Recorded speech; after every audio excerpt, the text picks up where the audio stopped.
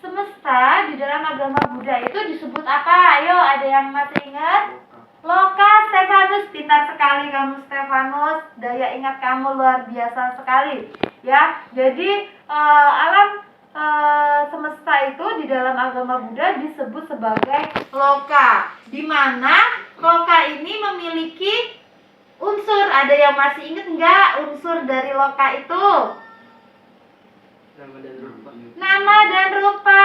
Benar sekali Rizky. Jadi loka itu memiliki unsur yaitu nama dan rupa. Oke. Nah, itu Ibu mengingatkan kembali tentang alam semesta. Nah, saat ini kita akan bahas tentang alam kehidupan, di mana Ibu sudah membuatkan di sini menampilkan sebuah tabel, dan Ibu juga ada PowerPoint, nanti bisa Ibu bagikan kepada kalian ya, untuk kalian belajar seperti itu. Nah, di sini kita sebagai umat Buddha, kita mempercayai adanya suatu alam 31 alam kehidupan. Ya, di mana ketika kita meninggal, kita akan terlahir di salah satu 31 alam kehidupan tersebut. Semuanya itu tergantung dari perbuatan baik yang kita lakukan atau suatu perbuatan yang kita lakukan. Apabila kita melakukan suatu perbuatan yang baik, maka ya kita bisa terlahir di alam yang bahagia. Ya, Maisel ya. Nah, namun ketika kita melakukan suatu perbuatan buruk, ya kita bisa terlahir di alam menderita. Nah, untuk selanjutnya Ibu akan menjelaskan terlebih dahulu apa itu pengertian dari alam kehidupan itu sebelum kita lanjut ke selanjutnya.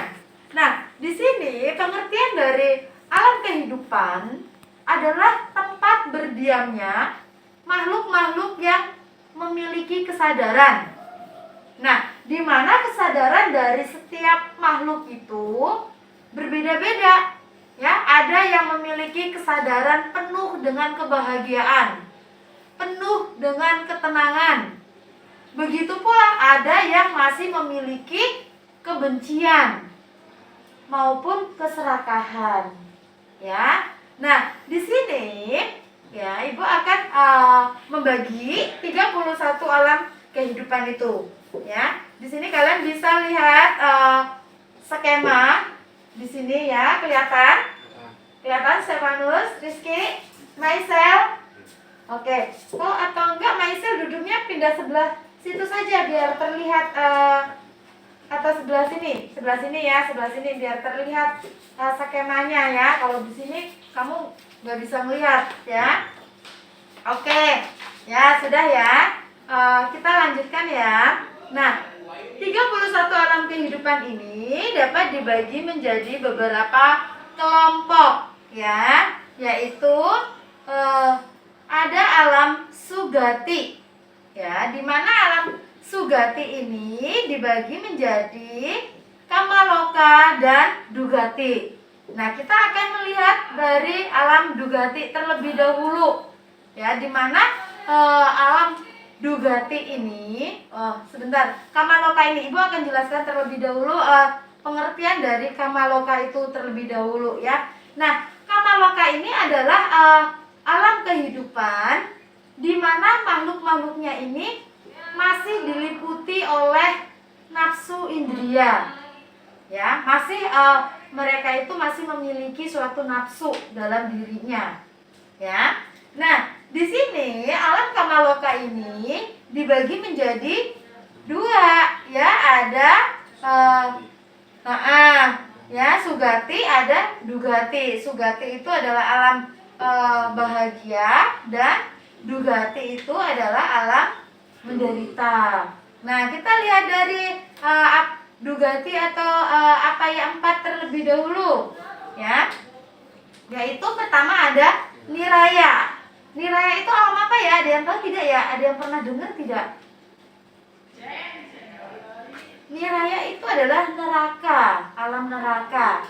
Ya, kemudian ada peta. Ya, ada peta. Peta itu alam apa? Ada yang tahu?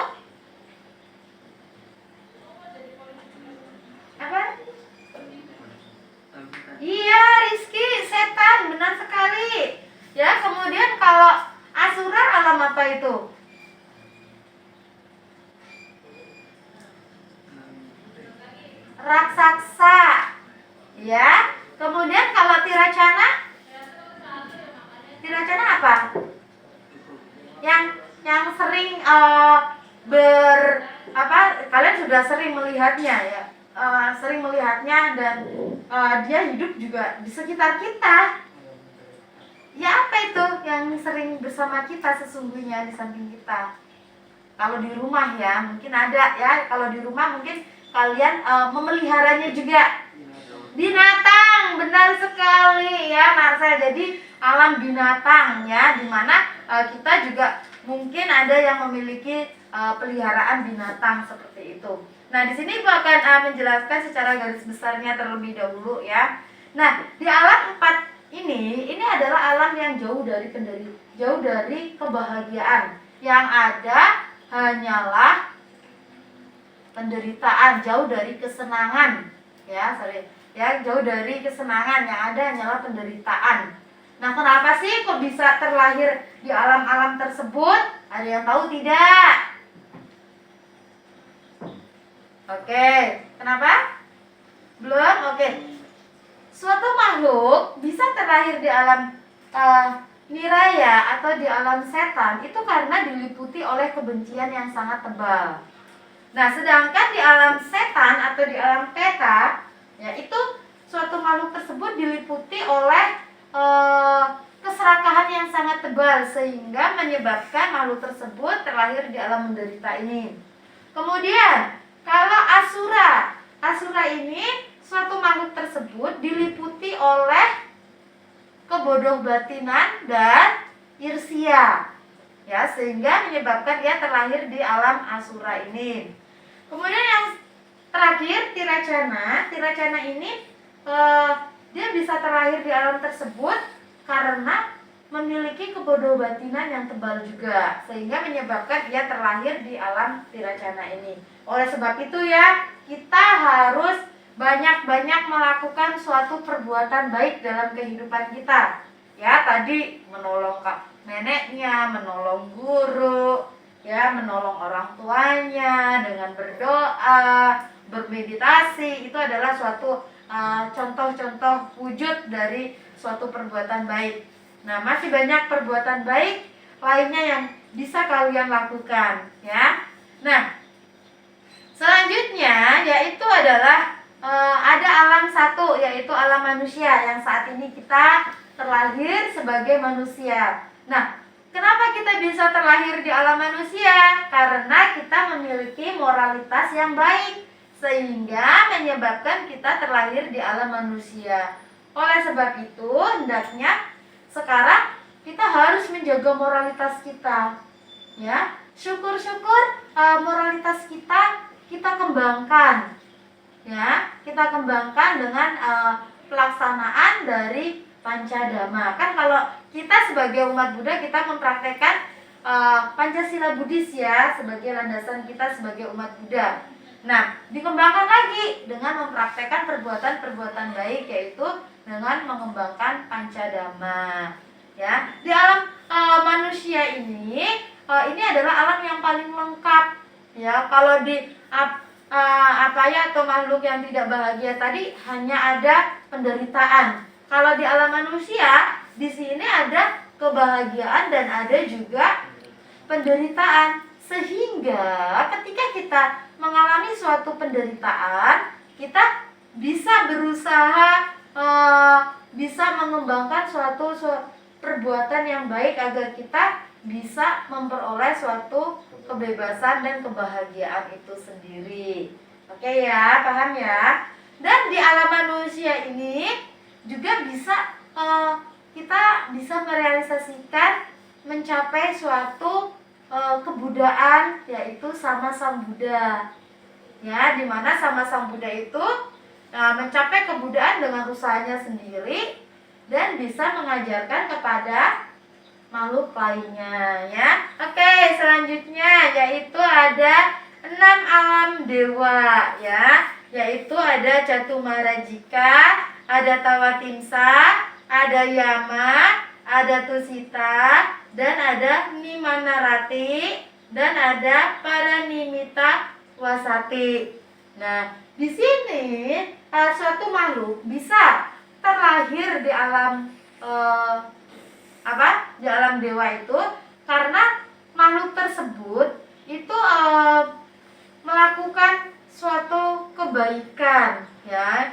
Dia melakukan kebaikan sehingga menyebabkan ia terlahir di alam dewa. Bahkan Dewa Saka yang merupakan dewa yang sangat terkenal kalau di dalam agama Buddha itu, dia menceritakan, ya, dia bisa terlahir di alam dewa karena dia melakukan suatu perbuatan baik berupa apa? Ada yang masih ingat nggak? Apa ya? Ada yang tahu? Apa? Gak apa-apa, Stefanus. Menghormati orang lain, merawat orang tua kita, ya. Kita harus bersyukur yang masih memiliki orang tua lengkap, harus kita hormati, harus kita rawat orang tua kita. Kita sebagai anak hendaknya kita bisa berbakti kepada orang tua kita karena jasa kebaikan orang tua kita itu sangatlah luar biasa sekali, ya. Nah, selanjutnya Dewa Saka ini juga pada kehidupan yang lampaunya dia telah melakukan perbuatan baik berupa menghormati orang yang lebih tua atau yang patut dihormati. Nah, kalau kalian di rumah ya menghormati orang tua kalian, menghormati emak, nenek, kakek kalian, engkong kalian, ya. Nah, saudara-saudara kalian yang lebih tua, kalau kalian di sekolah, kalian harus bisa menghormati guru kalian. Jangan sampai kalian melawan guru kalian, ya, karena guru kalian juga sangat berjasa kepada kita, ya. Guru kalian mengajar, membimbing kalian agar kalian itu memiliki pengetahuan, memiliki sikap perilaku yang baik. Oleh sebab itu guru kalian itu juga sangat berjasa, ya. Dan menghormati orang-orang yang ada di sekolahan, baik itu OB dan lain sebagainya, ya, tetap harus kita hormati. Nah, selanjutnya Dewa Saka ini pada kehidupan lampaunya juga dia melakukan perbuatan baik dengan berbicara jujur. Dia menghindari menfitnah, ya, karena itu perbuatan dengan mengucapkan kata-kata yang benar, ya, ucapan benar itu juga suatu wujud dari kebajikan seperti itu, ya. Kemudian Dewa Saka ini juga pada kehidupan lampaunya juga dia tidak kikir. Dia selalu memberi, membagi apa yang ia miliki kepada orang yang membutuhkannya. Kita sebagai umat Buddha, hendaknya kita juga bisa melakukan hal tersebut karena itu sangatlah penting, sangatlah bermanfaat bagi diri kita, ya. Oke, itu adalah perbuatan baik yang dilakukan oleh Dewa Saka pada kehidupan yang lampau. Nah, di sini Ibu belum menjelaskan satu persatu dari alam dewa ini ataupun manusia ataupun asura. Di sini Ibu hanya memberikan gambaran tentang alam-alam tersebut, ya. Selanjutnya, jadi untuk terlahir di alam dewa ini kita perlu melakukan suatu perbuatan yang baik. Baik dari ucapan kalian, baik dari pikiran kalian, baik dari perbuatan tindakan yang kalian lakukan. Oke? Nah, selanjutnya yaitu masuk ke rupa loka, ya, di mana rupa loka ini terdiri dari 16 alam. Ya, terdiri dari 16 alam.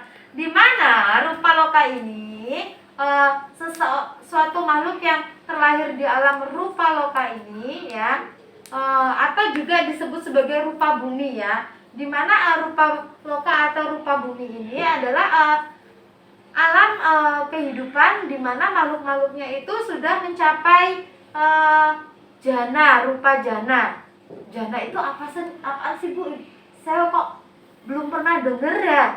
Jana itu adalah tingkat konsentrasi yang kuat di mana diperoleh dari pengembangan meditasi samatha bawana. Contohnya tadi kalian sudah melakukan meditasi samatha bawana dengan objek anapanasati. Kalau kalian terus latih, kalian tingkatkan praktek meditasi kalian, nanti kalian akan mencapai konsentrasi yang kuat atau mencapai jana ini, ya. Sehingga makhluk-makhluk yang lahir di alam rupa bumi ini disebut rupa Brahma, ya.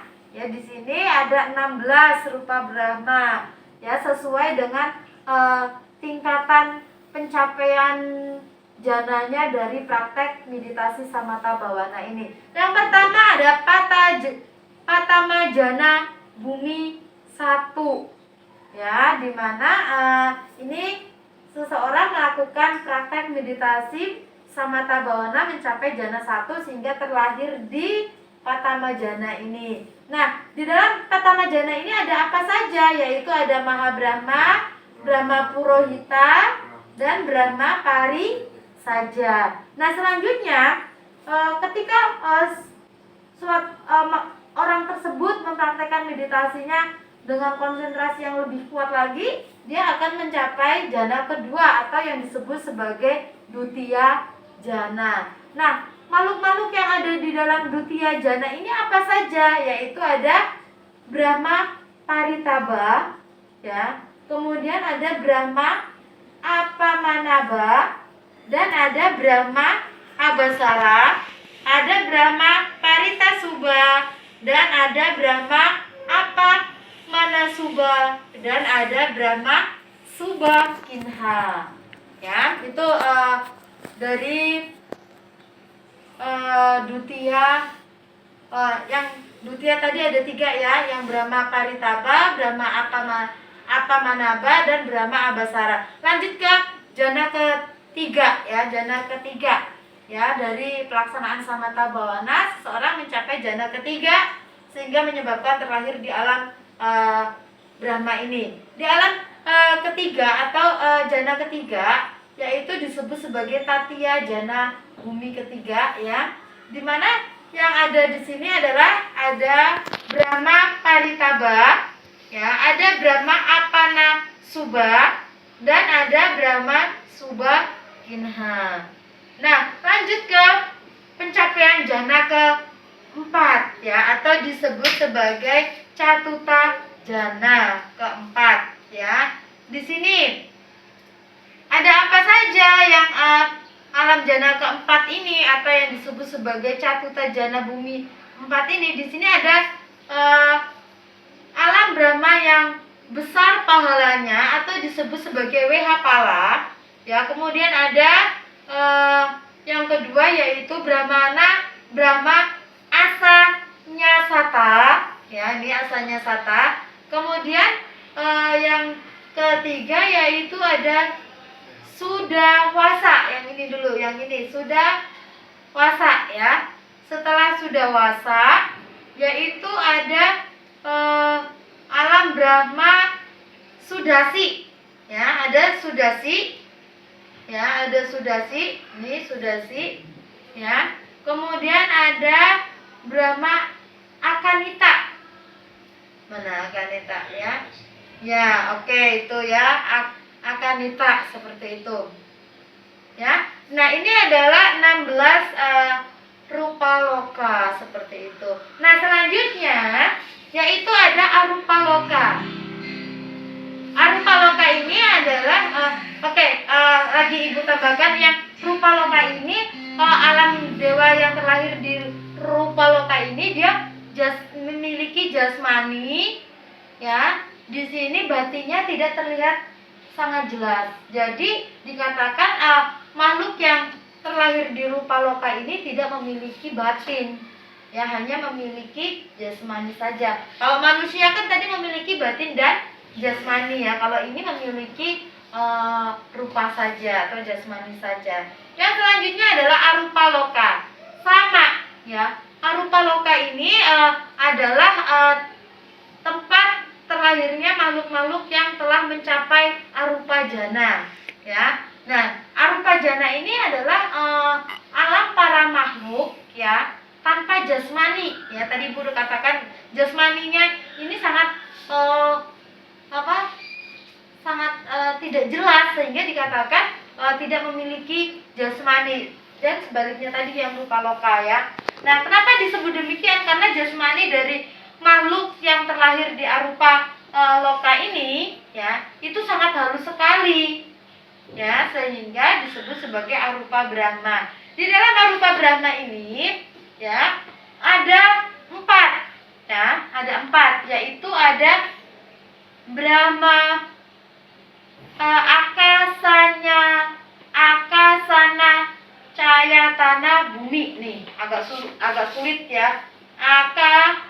Akasanan, cayatana, bumi, atau disebut juga kediaman dari konsepsi kesadaran ruang yang tak terbatas, seperti itu.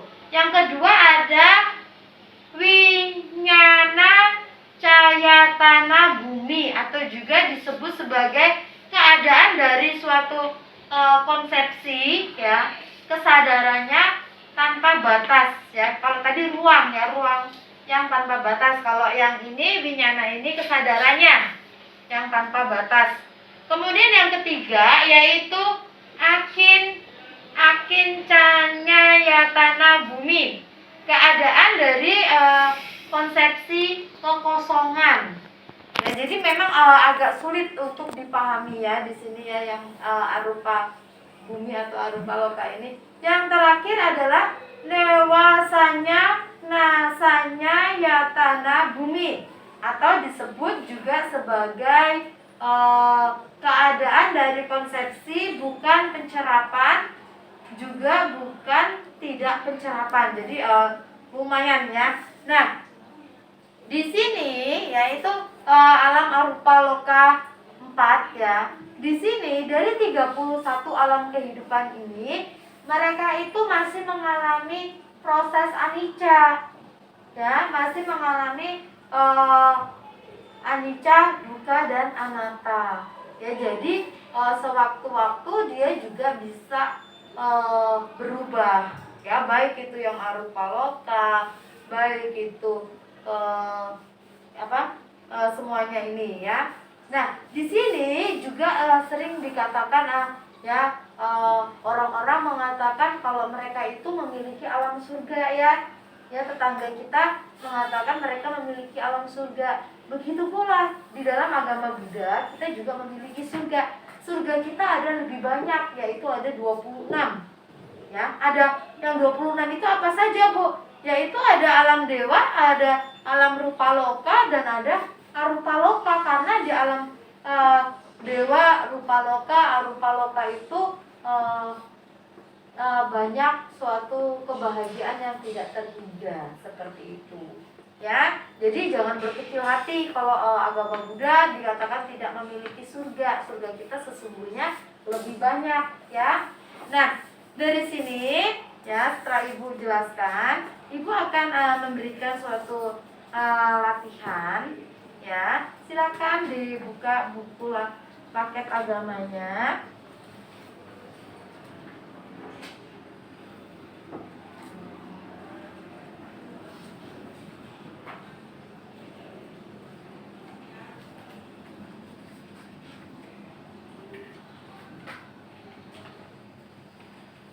Nah, setelah Ibu menjelaskan tentang 31 alam kehidupan ini, ada yang ingin bertanya terlebih dahulu tidak? Tidak ya. Nah, di sini di halaman 24 di sini ada sebuah peta pemangsa 5 putra. Nah, di sini Ibu meminta kalian untuk membaca kisah tersebut dan menjawab pertanyaan yang ada di latihan tersebut ya. Nah, di sini setelah kalian memperoleh jawaban dari soal tersebut ya, di sini silakan kelompok kalian ya mempresentasikan di depan ya, atau untuk mendapatkan tanggapan dari kelompok lain. Nah, ini di sini karena ada 4 orang ya, Ibu bagi menjadi 2 kelompok ya. Rizky sama Stefanus, Maisel dengan Marcel ya. Oke, silahkan dibaca dulu dan jawab.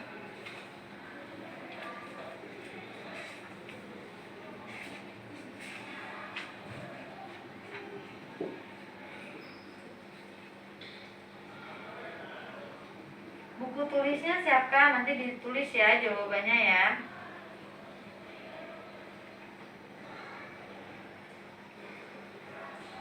Yuk, dibaca dengan sesama dan kemudian jawab ya, nanti kalian bacakan, presentasikan di depan.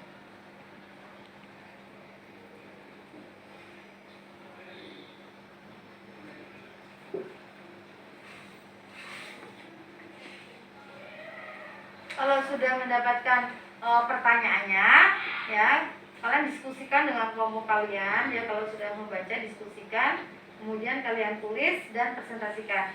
Ayo silakan. Bisa ada mana? Tidak ada. Jadi kalian harus bisa kalau mau bertanya harus bisa lebih sopan ya anak-anak ya.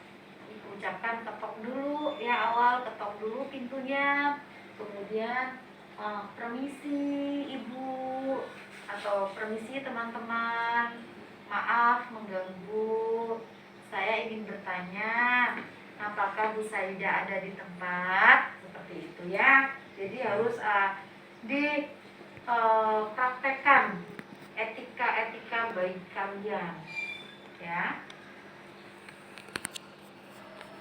Ya, ada yang sudah selesai? Oh. Ya, itu iklan dia. Iya, yang ini ya Rizky. Rizky udah selesai ya? Nomor 1 saya tahu sejauh. Ya, ayo kalau kamu berdiri ke depan, kamu presentasikan ya. Rizky sama Stefanus ke depan. Gak apa-apa. Nomor 1 aja nggak Bu? Ya, dibaca soalnya juga ya. Ya udah, duduk aja di situ nggak apa-apa. Nah, tolong kelompoknya Marcel diperhatikan ya. Nomor 1, jelaskan sebab-sebab yang mendorong seseorang terlahir dalam peta. Nah, kalau dari saya jawabannya Dari kelompok kamu ya. dari kelompok saya. Kenapa seseorang bisa terlahir dalam peta? Karena makhluk tersebut yang tinggal di alam peta tersebut terlahir kembali karena di alam yang sebelumnya jauh dari kebahagiaan. Jadi maksudnya di sini yang dimaksud ini dari berdasarkan kisah peta pemakan 5 putra itu, Rizky. Nah, di kisah itu intinya itu ada apa, Rizky?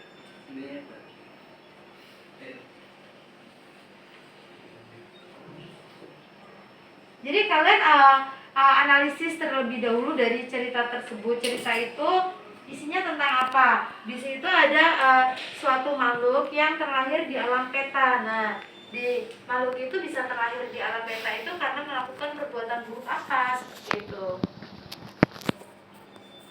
Kelompoknya Marcel tolong dipahami ya perintahnya ya.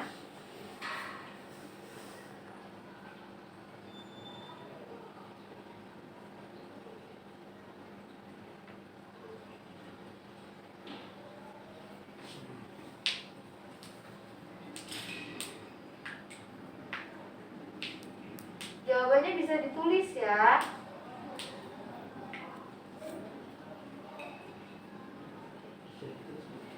Iya.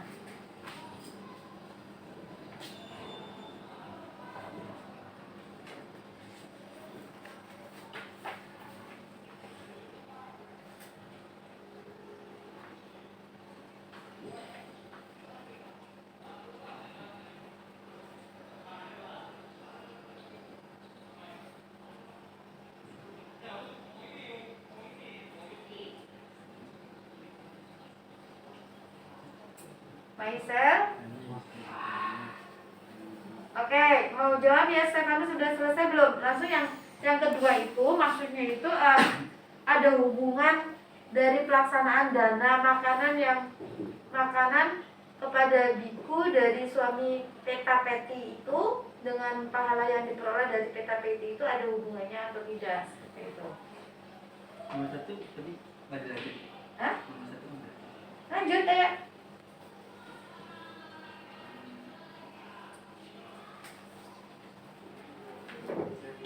Oke, ya Stefanus silakan. Oke, bagus sekali yuk. Karena istri pertamanya timbul niat buruk dalam pikirannya, dan dia juga menyangkal dan berbohong atas perbuatannya.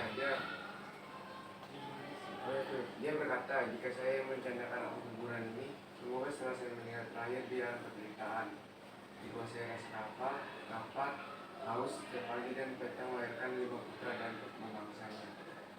Oke, kelompok Marcel ingin berpendapat dari jawabannya Stefanus benar atau tidak? Jawabannya Stefanus, kelompoknya Stefanus benar atau tidak, Marcel?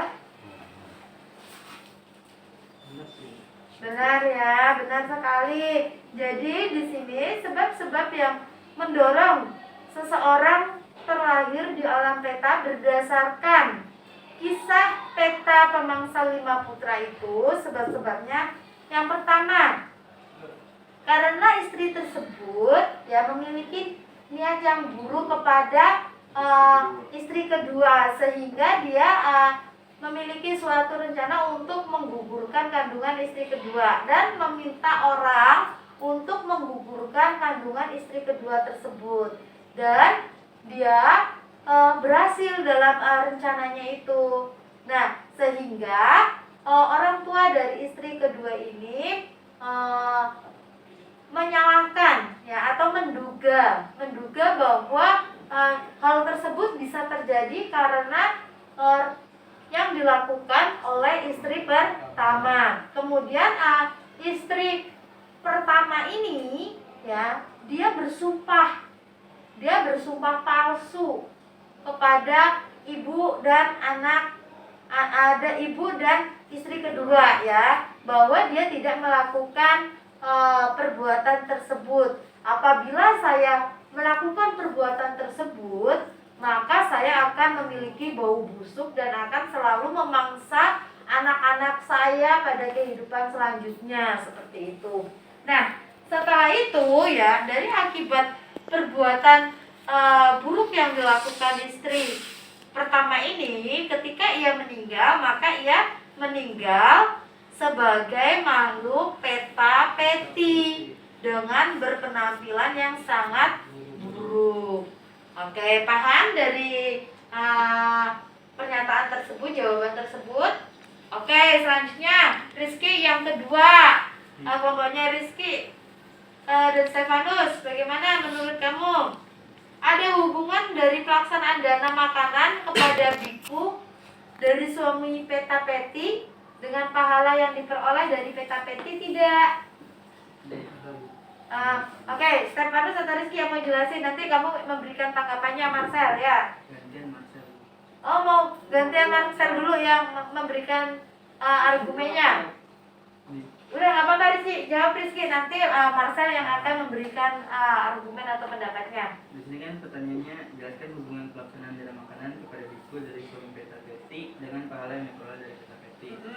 Kalau menurut saya sih ada, karena ceritanya kan Peta Petinya ini menampakkan diri di depan biku. Benar sekali. Terus Peta Petinya itu kayak menjelaskan kenapa dia berbuat buruk. Terus dijelasin karena kan di kehidupan sebelumnya berbuat buruk. Terus si Peta Petinya ini meminta biku buat suaminya itu kayak apa ya, dana makanan ke bikunya. Nah, bikunya itu datang ke rumah prianya kan. Terus kayak prianya dengar cerita bikunya, prianya itu mau melakukan dana makanan, tapi dengan syarat kayak disebut namanya gitu, Peta Peti. Jadi bikunya menerima, Peta Petinya terbebas dari alam yang tidak bahagia. Oke, iya benar sekali. Kalau menurut Marcel, bagaimana yang dijelaskan oleh Rizky, benar atau belum? Menurut Marcel juga demikian. Iya benar sekali ya.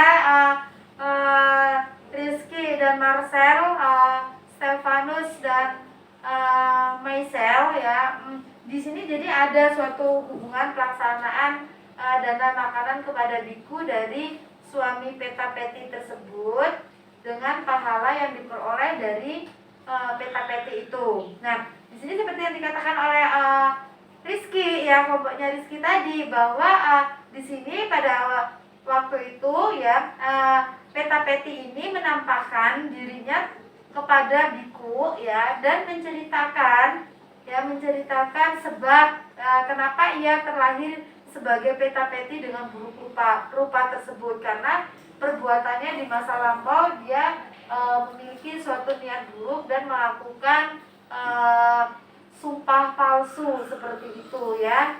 Nah, sehingga menyebabkan dia terlahir di alam tersebut. Kemudian Petapeti ini memohon bantuan dari biku tersebut ya, agar menceritakan hal ini kepada suaminya yang masih hidup ya, bahwa istrinya itu terlahir di alam Petapeti.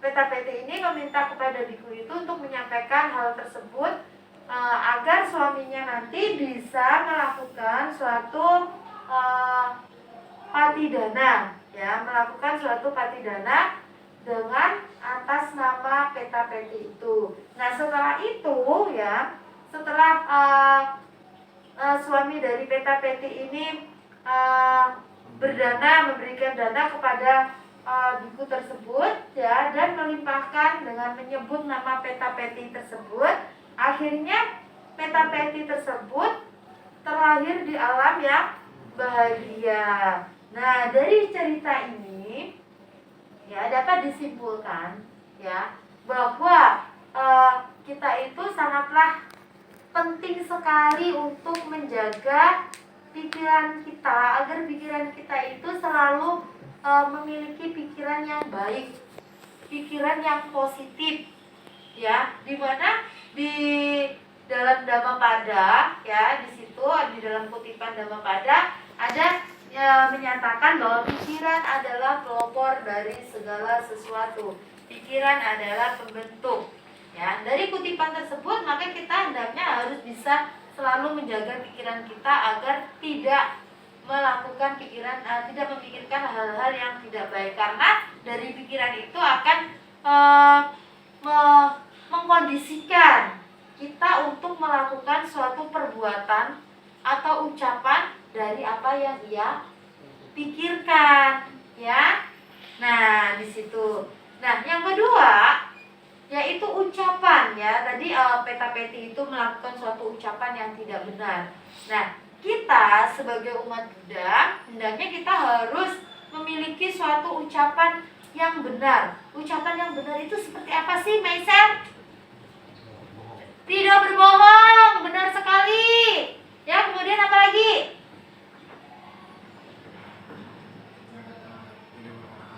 Tidak berkata kasar, tepat sekali. Ayo, apa lagi?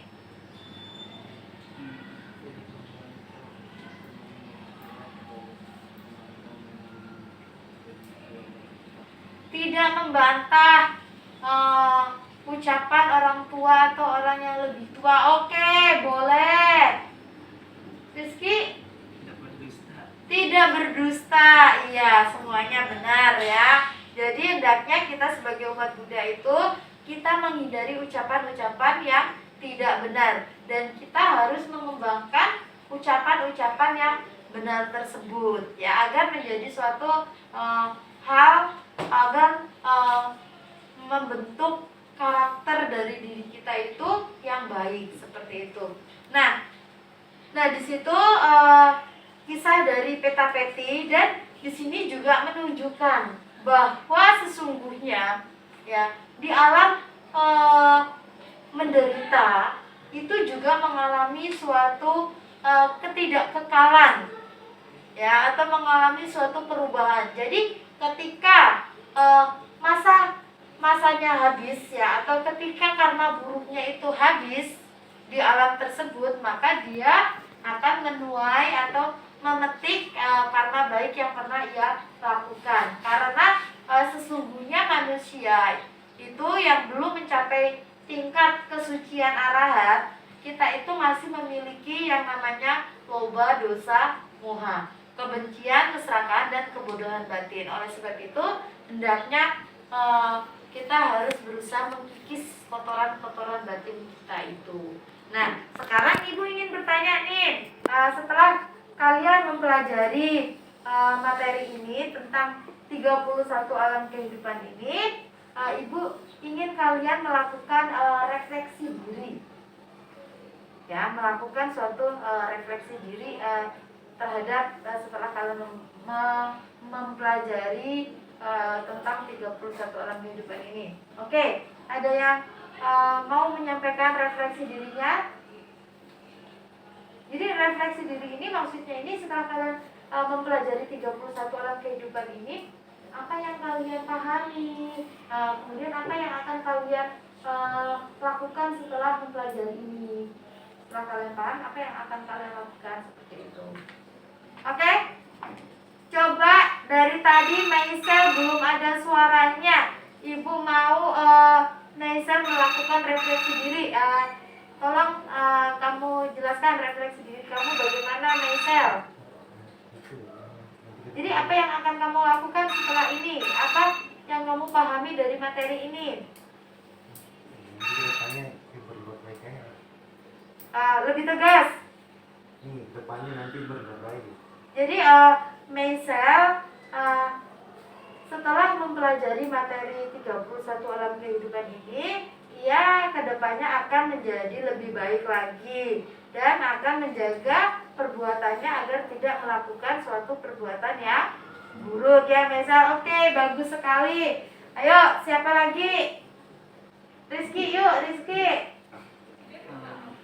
Kalau kedepannya sih sama sih kurang lebih kayak tidak berbuat yang buruk gitu, ucapan ya kayak gitu. Oke, ya bagus ya. Stefanus, kedepannya ingin seperti apa refleksi diri kamu setelah mempelajari 31 alam kehidupan ini? Sama apa? Ucapin. Kedepannya ingin menjadi lebih baik lagi. Oke. Marcel? Apa? Oke, ingin menjadi lebih baik lagi. Oke, ya, bagus sekali ya. Jadi diharapkan setelah kalian memahami tentang 31 alam kehidupan ini, kalian nanti bisa mempraktikkan, ya, bisa mempraktikkan perbuatan-perbuatan baik agar nanti kita semuanya setelah kita meninggal, kita bisa meninggal dengan tenang dan terlahir di alam-alam yang lebih bahagia. Oke, setuju? Jadi kita setuju ya, kita menggunakan Dhamma Sang Buddha ini ya untuk menjadi lebih baik lagi dalam menyikapi segala macam persoalan kita ini, ya. Dan apakah kalian yakin dengan 31 alam kehidupan ini? Yakin atau belum? Yakin, yakinnya kok pelan sekali, belum sarapan ya? Ya belum ya? Yakin. Maisel yakin dengan materi ini? Bahwa di dalam agama Buddha itu setelah kita mempercayai adanya 31 alam kehidupan, setelah kita meninggal akan terlahir di salah satu 31 alam kehidupan tersebut? Hah? Iya, yakin Bu. Kalau yakin harus jawabannya harus tegas. Kalau seperti itu nanti nilainya masih standar loh. Yakin Bu. Kalian kan laki-laki ya. Jadi kalau kalian yakin harus tegas. Saya yakin Bu, dengan mempelajari 31 alam kehidupan ini saya akan menjadi lebih baik. Seperti itu. Ya. Ya Marcel ya, Marcel yakin? Yakin, ya benar sekali ya. Jadi pertemuan kita pada hari ini kita akhiri sampai di sini ya, sampai di sini.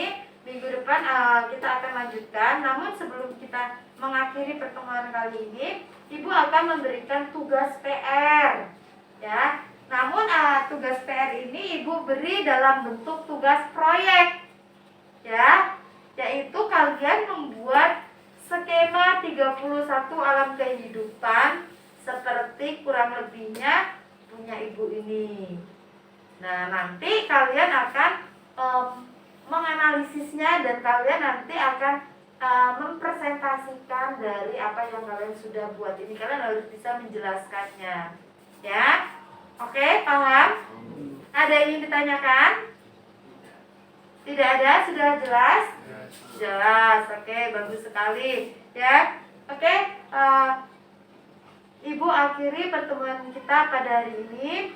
Ya, semoga saja dengan kita mempelajari tentang 31 alam kehidupan ini, kita menjadi yakin terhadap Dhamma Sang Buddha ini dan bisa mempraktikkan dalam kehidupan kita agar kehidupan kita itu menjadi lebih baik lagi, sehingga ketika kita meninggal, perbuatan-perbuatan baik itu akan menjadi suatu bekal bagi kita untuk terlahir di alam yang lebih berbahagia.